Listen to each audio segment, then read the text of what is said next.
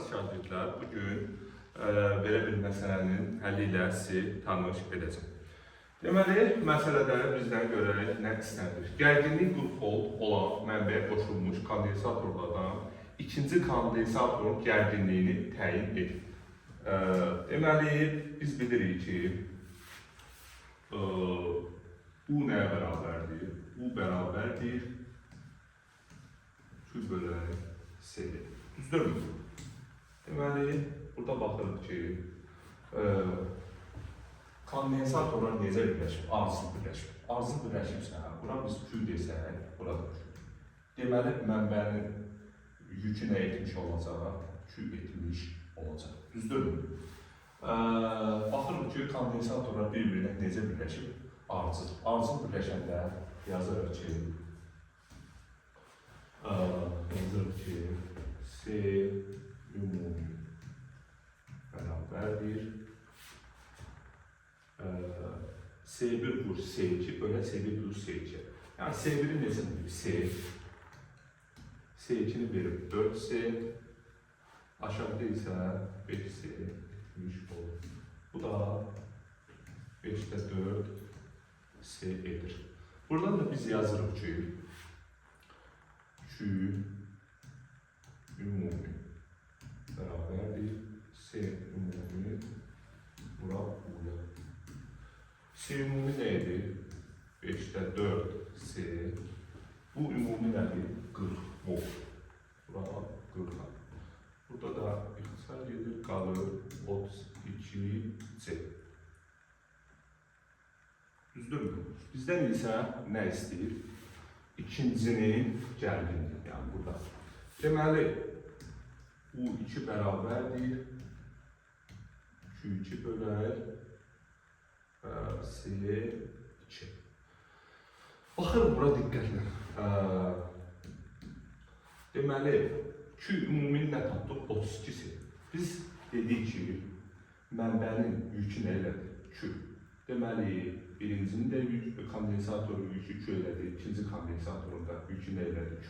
Deməli, Q2'nin yerinə yazırıq ki, Q2'nin yerinə yazırıq Q, C2'nin yerinə yazırıq ki, daha doğrusu Q2'nin yerinə 32 C yazırıq. Burada geri qayda. Biz Q2'ni tapmışıq da, Q2'ni tapdıq ki, 32 C. C2'nin neçə verir məsələdə bizə? 4 C. Buradan da ixtisarda nə etmiş olacaq? 32'ni 4'ə bölən edir 8 volt. Cavabımız 8 volt edir. Bu birinci üsul. Bu ikinci usulda var.